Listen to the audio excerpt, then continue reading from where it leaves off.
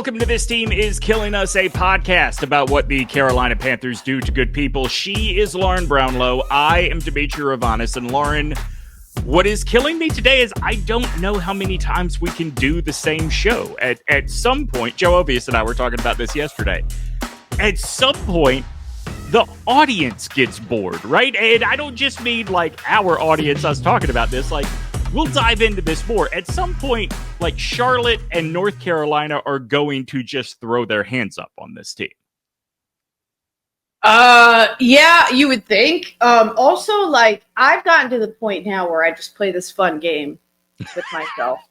Of like whenever something, because and by the way, it progressed throughout the game quickly, of course, because I fell right back into old habits. But like, I came in going, okay, let's just see what happens here. You know, like, even if a rough start happened, okay, like, whatever, we'll just ride with it, see where it goes. Yeah. But it got to the point that by the second half, I was playing a game of, like, whenever something good happened, I was like, ooh, how will they blow it? Right. How will they cancel out this nice thing that they just did in, like, special teams or defense or offense or whatever? How will they manage to mess it up with the other side of the ball doing something terrible? And, like, they would do it, or so it was like, okay, cool. But again, that game only is so entertaining for so long because there are only so many ways that they can.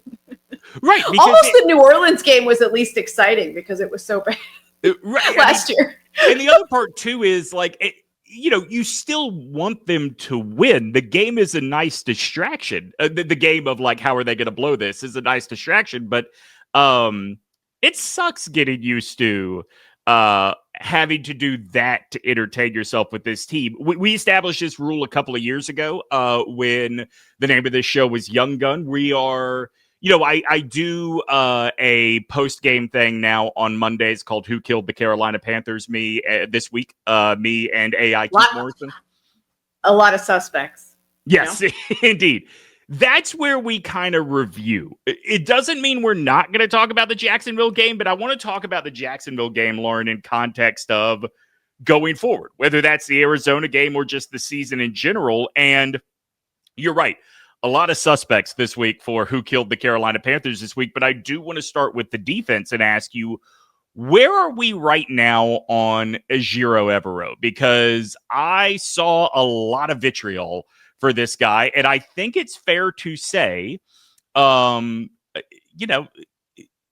lot of money was invested in fixing last year's problem, and to a certain extent, he's out of excuses.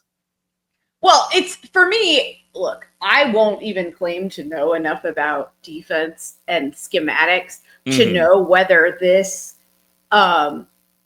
talent level at all of the positions would even have a possibility of, like, being good enough as a unit. I don't know that. So I can't say that.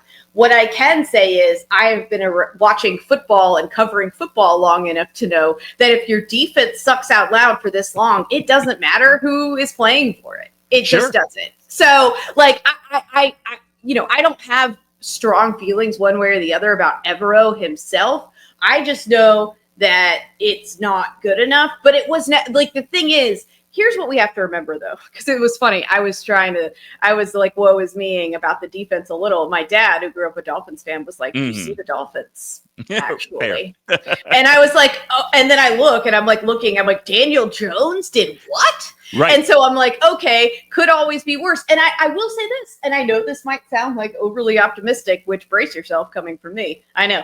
But like, I did feel like overall, I thought the defense looked better than last year so far. Now, is it good enough to, like, be, to, like, help keep them in games and stuff? No. But I think we talked about this going into the season. We knew that going in.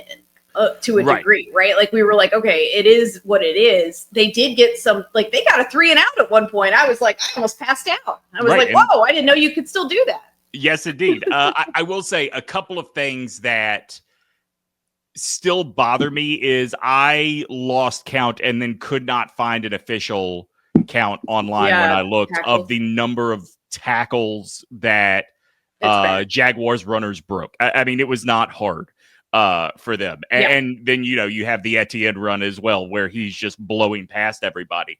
One thing linebacker is a big problem and we knew that, and it was, and it's an important position on the defense, and we saw it just magnified. Linebacker is a big problem, and I think that you and I were expecting middle linebacker to be a big problem, but the outside was no better in this game. In fact, and this is where, even though I'm not going to deny I was a little bit harder on Evero last year for just the lack of being able to do the most basic things on defense. Here is where I do want to point out, point a finger at Evero, but also maybe ask the question, is DanMorgan this defense's problem? Because a lot of money was invested in the defense, and certainly credit to him for addressing the need. But did he go out and get the right guys, or did he go out and get guys where he could see it rather than we know that they are producers? And part of the reason I bring that up is because if you look on Pro Football Focus, 4 of the 5, actually all 4 of the lowest graded players on this defense were guys that were acquired this past offseason, whether it was free agents or draft picks. Yeah, I am willing to do a little wait and see on whether the new acquisitions are a problem, and whether they're because this defense sucked so much last year, and we've seen some of those guys be good other places that I'm not willing to just completely throw it all out and go, oh, well, he doesn't know what he's doing. Well, it's week 1, right? You can't throw everything out after week 1, but it is boy, that jumped off the page to me. Yeah, that's certainly not great. And honestly, it is for me, just even thinking about it. I mean, it's when you think about the fact that Dan was a linebacker, and you look at the linebacking core as it is right now, and you go, could have found somebody to they could have found that. It's weird to me that the hidden gems that they're able to find are largely on the offensive side so far, and some cornerbacks as well, some in the defensive backfield, you would argue, as well. But for the most part, it's not like we've gotten a linebacker coming out of nowhere that Dan has plucked out and, oh, here you go, and that should be one of the easier ones I feel to find. So that's what's puzzling. I mean, Trevin Wallace, who I think could have been that guy, or maybe I should say we were hoping was going to be that guy. He looked very much like he was not ready to be a down-in, down-out starter on this team. With you mentioning Morgan's background as a linebacker, particularly as a middle linebacker, you would think that the guy really understands it. I'm not saying he doesn't understand the importance of the front 7, but you would think he could recognize how much everything begins from that, particularly the defensive line. And look, as a Bama guy, I will always be a fan of Ashawn Robinson, but how that part of the line, how the middle of the line was not addressed when you are going out and adding guys in free agency, I will never understand. Well, they did try. Right. Fair. I want to circle back on that Etienne run as it relates to what we are talking about with the run defense this year. Lauren, Travis Etienne Jr. had not had a game over 100 yards since week 17 of 2023. Do you want to guess who that was against? Panthers. It was against the Panthers. That was the Dave Tepper, here, have some water game to the fine people of Jacksonville. That 71-yard sprint, also the longest run, single run of his career. This is why I don't do optimism either, right? Because I was like, wow. I know they punted from there, and I didn't hate that, by the way. I know some people were like, yeah, they punted from, I'm like, I don't care. It was 4th and whatever. They weren't getting that. And I'm normally a go for it girly, but not in that instance. But they punt and they execute. It sound like you make terrible life decisions. Only when someone else is making them do I advocate that, to be fair. But I'm normally a go for that 4th down, but not in that. And they pin them, and I'm like, awesome. Great. This is good. This is a good thing. Yay. Good for you, special teams. I let myself be happy. and then literally the next play. Like, why bother trying to be happy? Why bother looking for things to be grateful for and to latch onto as like positives when this team will just set them on fire immediately? Yeah, I think about that run and Etienne's overall day. And it's just the perfect picture of this team is not this team, the Panthers, particularly on defense. They are not tough. I mean, they cannot move anybody backward. I mentioned all the broken tackles in this game. I don't think the combination of Trey Benson and James Conner, who they are going to face this week in Arizona, are particularly good. But I also don't rule out the possibility they could do the very same thing. No, listen, that's what I'm saying. Like, I've watched James a long time. I'm not going to tell him he's not good to his face. Okay. Yeah. No. I mean, I think that when I say not good, I don't mean not an NFL running back. I just mean like that is a combination of guys you should be able to put together, not a game's worth, but some highlights against. And I don't have confidence they can do that right now. No. And they do manage to beat Arizona often inexplicably. So like that is the one thing I'm clinging. Right, exactly. That's one I was thinking of because I was like, what? How are they beating them? I don't understand. And it often doesn't make sense. So that is something I'm clinging to. Maybe that's just like the universe's way of getting us revenge for 2009 and that playoff loss, which still upsets me to think about to this day. And I never liked the Cardinals since then, irrationally, because it's not their fault. Like, what did they do? Just try to win? Like, it's whatever. But yeah, anyways, like, yeah. So, I mean, there's nothing that we've seen so far that would give us any confidence to think that, like, anything good defensively is going to happen for sure. And that brings me to my next big question about this week with Arizona is what do you do with Kyler Murray? Now, to be fair, Murray, I think, has been the picture of the guy that's like, what if? What if he puts it all together? And it just hasn't happened yet. So I understand if Panthers fans tell me to pump the brakes on this. But while Lawrence is mobile, Murray is actually a runner. And when you combine that with the fact that the Panthers just do not get pressure, I worry that the Panthers cannot do what they did last year and what a lot of teams have done to Kyler Murray in his career and force him to make bad decisions and mistakes. I don't want to, after 1 week, just throw my hands up and say they are worse than they were last season, but I don't think that's true. I don't think they are worse than they were last year. But just eye testing it, basically. Like last year, anytime the opposing offense got the ball, I was like, they're scoring a touchdown. Yeah. Okay, so I genuinely think they are worse. Like I am logically, I know this is a better collection of talent than last year, but I just did not think the Jaguars were capable of doing what they did to the Panthers in this game. Trevor Lawrence hasn't had that much time to throw a football since like Clemson was playing, I don't know, Charleston Southern or something. Yeah, I mean, in September. You're not even talking about like the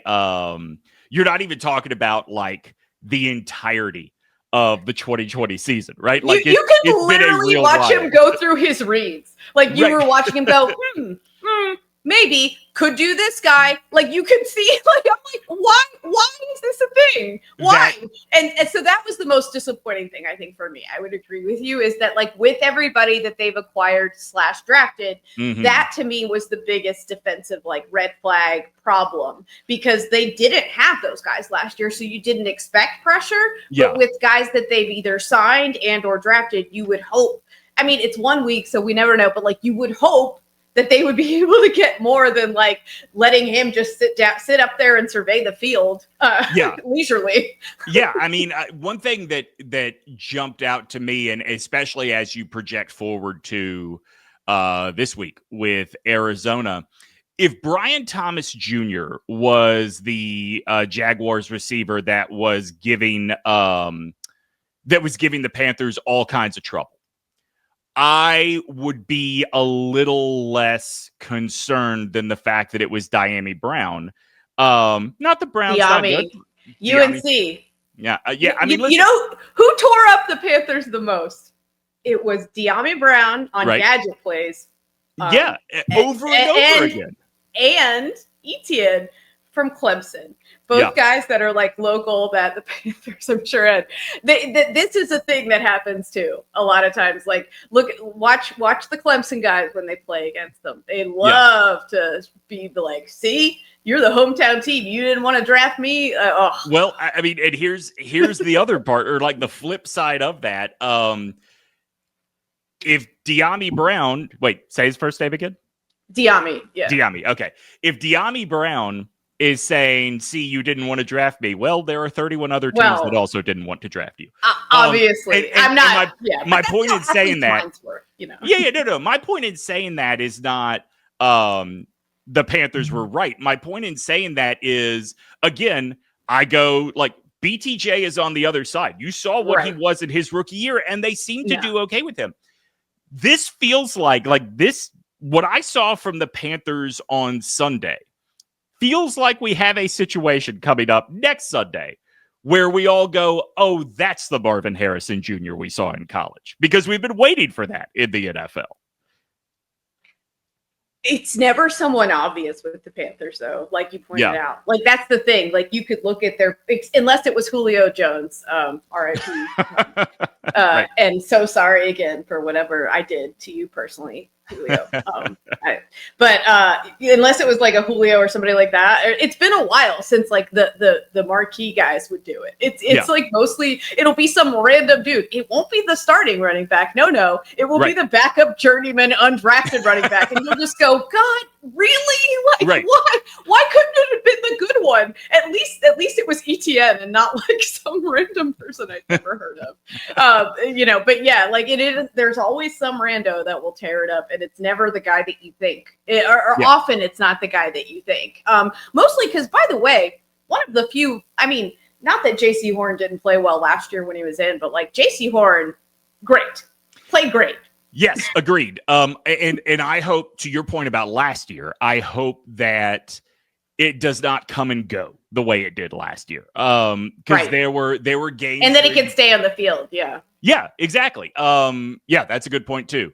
I don't know what to say other than that's a big reason that I think Thomas Link did, or like that somebody else didn't tear it up, is like Horn was just like doing his thing, and I think Horn can.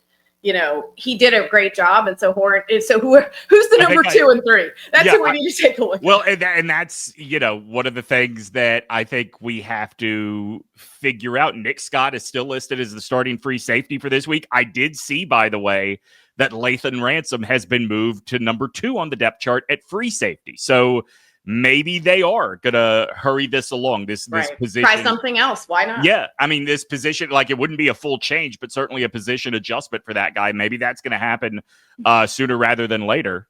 On the Etienne run, I was literally like, where are the safeties? Yeah.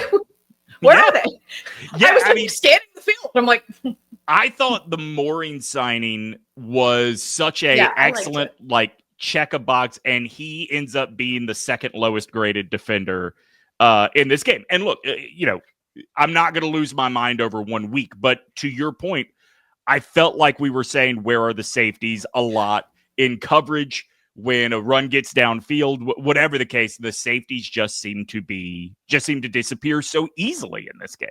I think one thing we do need to keep in mind, and we know this from like offensively and defensively, whatever, but in defense, it's especially true, I think, is like there is somewhat of a symbiotic relationship as well, I think, between all elements of the defense. And it does start just like offensively, it starts up front. So like you could have a great wide receiver, for example, on the offense. If the offensive line can't block, you will never see what that guy can really do because the quarterback's going to be on his ass constantly. And if you have a defense where you're not getting any pressure on the quarterback, and that guy and the quarterback can just like, there's only so long you can cover, and there's only so I think that you're going to see things like that. But you think of like safety as like in case of emergency, and the Etienne play felt like an emergency, and you do see. I feel like, and this is where I will.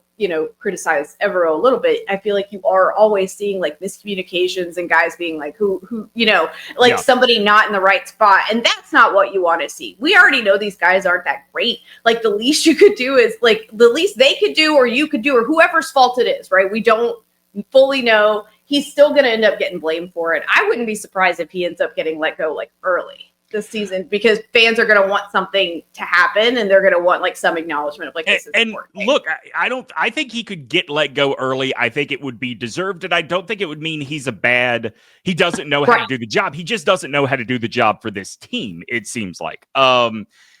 And, you know, maybe this collection. I don't know who would. Yeah, I was about to say, maybe this collection of talent requires a level of coaching prowess that the Panthers just cannot get right now. I want to switch over to Bill Belichick. Is he busy? Well, I watched some of that game against Charlotte, and he certainly didn't look very busy, or at least looked like he wanted to do anything else in the whole anything else. Yeah. All right, don't forget Balls versus Cancer. It happens on September 19th at the Rialto. It is the whole OG Triangle Media crew, as well as our friends Chip Patterson and Mike Maniscalco. And the night ends with a stand-up comedy performance from the Sklar brothers. And the best part is all of the money we generate goes to the American Cancer Society and their fight against testicular cancer. You can get tickets now at therialto.com or at etix.com. Just search for Balls versus Cancer or the Sklar brothers, whichever one you search for, it'll come up on Etix. September 19th. Be there. There will be food. There will be beer. There will be comedy. It is Balls versus Cancer, September 19th at the Rialto. Lauren Brownlow, after that game, or as you are watching that game on Sunday, what were your thoughts? What was your impression of the current state of the Bryce-Canales relationship? Well, I wasn't thinking as much about that. I was actually thinking more about my own relationship with each person. Okay. Particularly with DaveCanales, who you know that I have been a fan of. Sure. And regardless of his lumps he's taken along the way, as young coaches are wont to do, I have been a defender because he has done at least a couple things in each game, play design wise, that I've liked. This wasn't one of those games for me. This was really not one of those games. I hated his situational play calling. I hated his usage of certain players, or not, I hated a lot of things about what he was doing and didn't understand many of them. Yeah. I was baffled, especially in the beginning when it was still close. I was just like, what? Like, Bryce's pick was awful. The first one, I still don't understand that play. However, I'm sorry, you were running on your last drive. Why are you now getting pass happy that close to your own end zone? Like, I don't get it. I just don't understand. Well, and let's talk about the blow up on the sideline that Bryce had. I thought, watching it live, my initial thought was somebody must have run the wrong route, because that was such an absurd throw on fourth down into the end zone where absolutely nobody was. I thought someone must have run the wrong route. I now don't know for sure if that's what happened. You saw Bryce not only sort of shoo or look like shoo DaveCanales away, slam his helmet. Obviously, both guys were asked about this. I want to play for you first what DaveCanales said. And he prefaces with what was said is not important. I'm never going to share that kind of stuff with, publicly. I think that's just something that he and I will work through, and talk about. But, his frustration wasn't directed at me in that. We were just talking about we got to keep playing ball, and I've been in situations, I've been in these games, I'm sitting there with an onside kick opportunity thinking, shoot, let's get it. Let's go score again. Let's see if we can make it happen quickly, and trying to keep hope alive there. But, I think it was just a frustrating day in general. So, I think there's a lot of guys that would come up here and tell you they wish they could do better. All right, so Bryce was asked about it too. He was a little alive.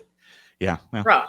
He was a little bit more. Bryce was a little bit more careful about what he said, but he acknowledged, that this was more frustration as a competitor than frustration with an individual person. I don't know that I buy that. I don't know. Now, maybe the interaction was about frustration as a competitor, but right. That's what I think. Yeah. I see all of those short routes, and I can't imagine. Now, we'll get to Bryce and probably DaveCanales' too frustration with the receivers in just a second. But I see so many routes being run that requires so much run after catch yardage that I can't imagine Bryce Young is not a little bit frustrated with this offense right now. Yeah, I mean, there were multiple times where like it seemed like it was designed to be short of the sticks on, and he would call plays in such a way that would seem to inevitably set up a 3rd and longish, and then be like I felt like the entire first half was in 3rd down. I was like, this is my personal nightmare. Like, I can't take this. And like Bryce was getting them out of it a lot. But it was like, what are we doing here? I was like, hi, have you met my friend Play Action, DaveCanales? Have you met them? Last year, you seemed to be very well acquainted. Did you forget about Play Action? Right. Because he misses you. Okay. Like what's happening here? Like why? And so, yeah, like between that and like you said, they've got these receivers, they've got guys that can, get loose. So like, what are we doing here? And you have to score a ton of points to win. So like, you can't expect, I know Bryce probably overall is a better, like, he can work you down the field. He's obviously capable of that, but that's not statistically the best. Like, you have to have explosives or else teams are just going to sit on you in the NFL. Like, you cannot get away with like just dinking and dunking your way down the field like you can in college. Why in back-to-back years do you draft first Xavier Leggett, a guy who has that breakaway speed with the ball in his hand, followed by Teteroa McMillan? Well, yeah, we'll get to that in a second. Followed by Teteroa McMillan, who is supposed to erase any sort of advantage or even like equality that a defensive back may have deep down the field if you're not going to actually use them. And you saw shades of that. You know what I mean? Like, you did try it, but you saw them try it once or twice. And checkdowns are one thing. Bubble screens. Literally, or not, I'm sorry, I can't say literally, but seemingly in every series on 2nd down just doesn't make sense. Like, in the first half, he was handing out on 2nd down every other. Yes, seriously. Yeah. It's the same difference, though, essentially. All right, let's talk about these receiver issues. Like I said, I thought in real time that 4th down on the goal line, it had to be someone running the wrong route. I'm not positive that's the case, but it's what makes the most sense, right? Yeah, especially because look, was this not exactly what I was worried about? Like, yes. Without Coker and Thielen, I was like, who is out there that you can trust? Who is out there that is ready for prime time in terms of like, you can try, and not just like to make plays, because it's more than that, right? Yeah. It's just like you said, running the right routes or whatever, or doing the little things like Xavier, I was just like, and they were talking about it on the post-game show. I was listening on the radio a little bit because I was in the car after the game, and they were talking about they were like, that is one of those early like mistakes to make. Like, you learn that so early, and like, that is beaten into you basically. I mean, not literally, but like, people are like, get that second foot in. You have to, like, that is a fundamental aspect of being an NFL wide receiver. And he's just not like, and it's like, you could have done it. Like, it was possible, and he just couldn't get that second foot in. And it's maddening with him because it's always something, and it's like, please let us love you. We want you so much. You could just give us one good game, one really good game, and we would all be like back on board the Xavier Leggett train. We would forgive it all, but he just can't seem to manage to do it. And I'm not saying he's the only one that had issues during the game. I'm not saying that, but like, certainly he's the one that stands out the most because of where they I was mostly pleased with T-Mac, honestly. Like, I thought you could see why they drafted him where he did. I was excited by the way that he played. The problem is there's just not a whole lot else around him. Yeah. McMillan and Horn were the only two guys that I do not have a bad thing to say about in this game. Me too. Agreed. So Leggett obviously stands out. However, I do think everybody needs to be called out for, look, Leggett had 2 drops charged to him. Dowdle had a had a drop charged to him. JT Sanders. Well, at least he's a running back, so he has like a half excuse. But sure, yeah. but like the drops were all across the board, and in some cases, like Hunter Renfrow had 2. One of them was a legitimate like, Hunter, what are you doing? Kind of drop, but the other one was the other one. I thought he was dead. One hand, yes. Yeah. So I'm going to give him a pass on the one I thought he was dead on. Right after. But and some of them, their DBs made some plays. Like that was one where I was like, okay, your DB makes a play. What do you do? Yeah. I think it was Liggett, right? That had one that, or was it Renfrow down the field that looked like he had it pulled in? It was Renfrow. Okay. Looked like he had it pulled in, and boy, on replay, just what perfect timing to get your hand in there and break that up. Look, I'm a Bryce apologist. I will never pretend I am not. So take this with a grain of salt if you must. I don't know how the guy gets better and builds confidence if we are stacking up this many drops every game. Well, and it's not just that. Like I said, it's the not getting the foot in bounds. It's potentially running wrong routes. It's, because you sometimes see him talking to receivers after, like, seeming like there's some miscommunication or whatever. And that's the thing about Thielen, and especially Thielen and Coker too. But like those were guys that Bryce liked and this team valued because they would be where they were supposed to be. Right. And I think Hunter, for the most part, is probably a guy like that. I think there's probably a little rust for Hunter to get rid of. I'm not as concerned about Hunter Renfrow going forward because I know kind of like the person, like the football player work ethic, whatever you want to call it, behind Hunter and like the way he's always gone about his business as a receiver. So I'm not as concerned about Hunter. But some of these guys are talented but young. And even Jatavian Sanders, like I'm the apologist for him. I'm not completely out. One of the catches he could I'm not out at all. One. And he still almost made the play, which I was like, holy. So you can see it. I wish they would have maybe gone a little bit more to him. Like, I don't know why we were seeing so much tremble. Maybe it's blocking. I don't know. But all right. So here is some good news for you. Guess who is listed as number 1 on the tight end depth chart this week?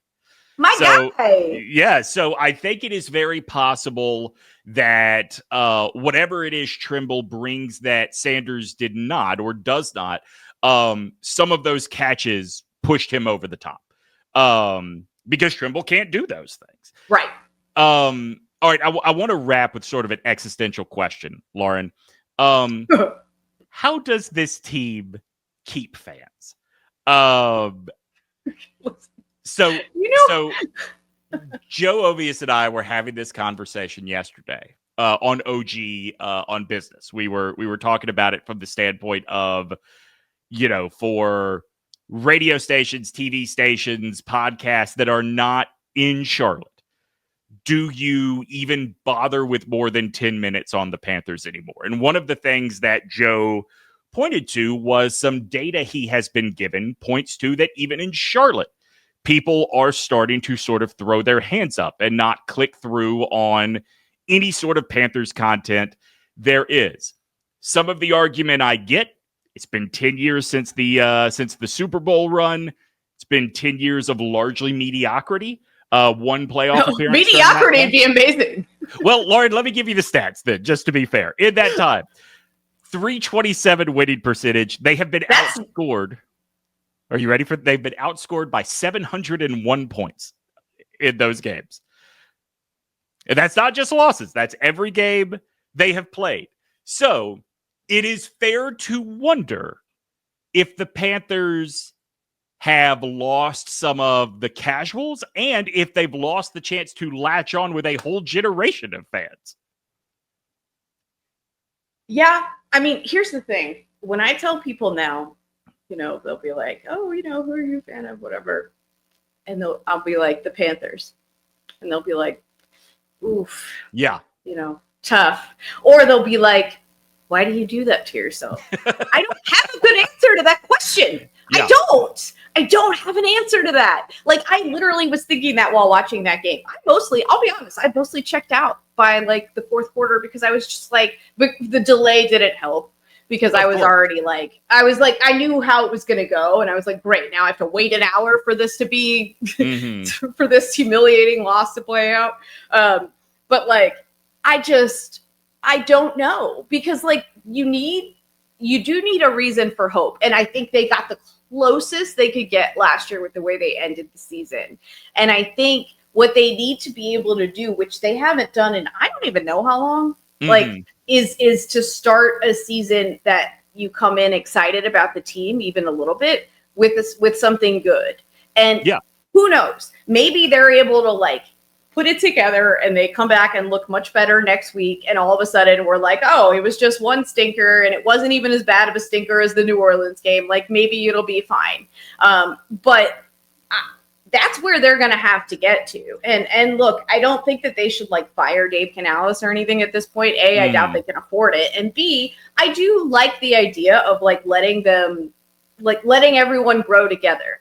But I do think right now, the way I'm keeping myself in personally is like, there's some young, talented guys that there are reasons to be excited about. Yeah. I think part of the problem too is Bryce's ceiling. Sure. Like, objectively, what do you think that is? So I think that he can be a capable, decent NFL starter. Yeah, I would say like middle of the pack in the league is like, And by the way, you could do like literally, because people are like, oh, he's not an NFL quarterback. And I'm like, have you seen NFL quarterbacks? Right. Like literally. So here is the thing that I say to everybody. And look, maybe this is an indictment on Bryce. Maybe it's not. Like, I think the Falcons blew up their plan with Kirk Cousins for a guy who probably has the same ceiling. Like, I don't think Michael Penix. Oh, for sure. Is above a capable, good NFL starter. I would agree with that. And I think, and so like, I think like both were bad decisions in my opinion, because you know how I feel about the Bryce trade even still.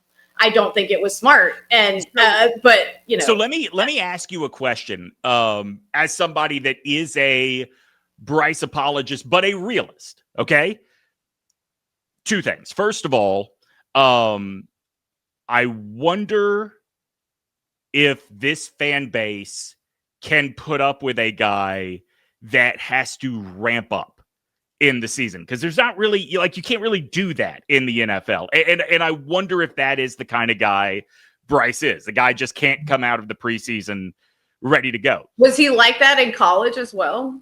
No, but like, I think that a big difference is he was playing with a roster that was so much better than and Nick Saban isn't here for ramp ups, right? So, you know. Right. I mean, but you know, to be fair, like, it's not like he was being pushed. You know, his senior year, Jalen Milroe was the backup, and I like Milroe, but there is just no comparison between those two guys in college. So my question is, we all had optimism for Bryce coming into the season based on last year. How much leeway do you give him before you start to think the end of last year was the outlier for this guy in the NFL?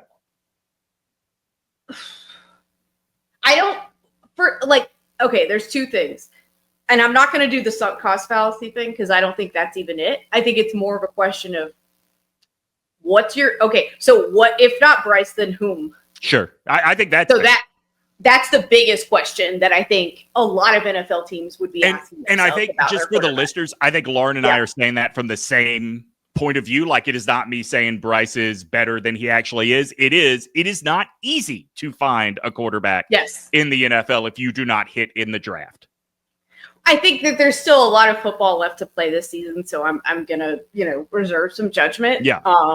He showed me enough last year for me to at least still believe that it's in there. And look, even in this game, it took him way longer than it took me for his demeanor to like visibly drop. Like he was even still excited that he was like running for some third downs, like in the third quarter. By then I was like emotionally done for. I was out of it. And it was like, but I think that this will just break him eventually. That is what I am concerned with, is that mentally, the just constant mistakes and dumbassery that this team will find ways to invent new dumbassery that we've never even thought possible. And you're like, what? So like, that is what I worry will grind him down, is like that this team cannot get out of its own way quite literally. And what if you're him and you feel like, okay, on this play I did everything right, but my receiver just like tripped over his shoelace yet again, or like Xavier Lee didn't remember you have to get 2 feet in bounds in the NFL. Like, what, it's just like you get to a point where you're like, what else can I? And I'm not saying he's blaming everyone else. Like, he's made his own mistakes, but basically there's no margin for him. And the way plays were being called in that game, especially, was like, go get that first down, Bryce. We got third and whatever. Go get that first down, Bryce. Yeah. And like, that's not the kind of quarterback that he is. Like, that's showing me you don't understand who your quarterback is either. So like, I can understand. Like, I would be frustrated. I was frustrated for him. I was frustrated watching it. So like, yeah, I just worry that you lose him mentally, because that's where we've really seen his play hit the skids. I feel like the most, because you could almost throw his first season out. Like, that's how bad the O-line was. The O-line was so terrible his first year that you just go, whatever. Okay, forget it. But like, last year, I think you saw, like, when his mind was right, he could be right. And his mind seemed good for the most part, like, in this game, until towards the end, when it was just like, are you freaking kidding me? I think he just built up so many of those, are you freaking kidding me? Yeah. That he just couldn't do it anymore. And that's what I'm worried about, because the Panthers have a lot of that in them, like, as a franchise historically. All right, so as you look forward to this week, I want to ask you about last week in context of the coming week against Arizona. How much do you look at 2 really big outliers as contributing to the disappointment? One is pretty obvious, the long lightning delay in the middle of that game. To me, like, I think it's very disappointing. DaveCanales could not make any adjustments during that time to change the way that thing was going, but it is a break in the flow that you do have to acknowledge. The other one is Icky didn't play in this game. And it was not great. Yeah, and you could tell. Yeah, and I'm not going to say when he plays, like, the Panthers' offensive line is the best in the league, but it certainly makes a difference. So if Icky is back this week, and, I assume that the desert will not be filled with lightning, never know. Does it give you a little more hope? I mean, I can't dismiss those things, but I still don't feel hope. I literally only have hope because, like I told you, and this wouldn't be the first time. It wouldn't even be the second time based on last year. Sometimes this team just will, like, randomly beat the Cardinals when you think, like, oh, like, even back when the Cardinals had, like, Larry Fitzgerald sometimes, and the Panthers were extra sucky, and you'd be like, oh man, they're in trouble. And they'd go up there and they'd beat them by like 30. And I'd be like, what? Yeah. How? Okay. What? So, I mean, and they're a little bit like us in that way, where, like, they will find a way to faceplant.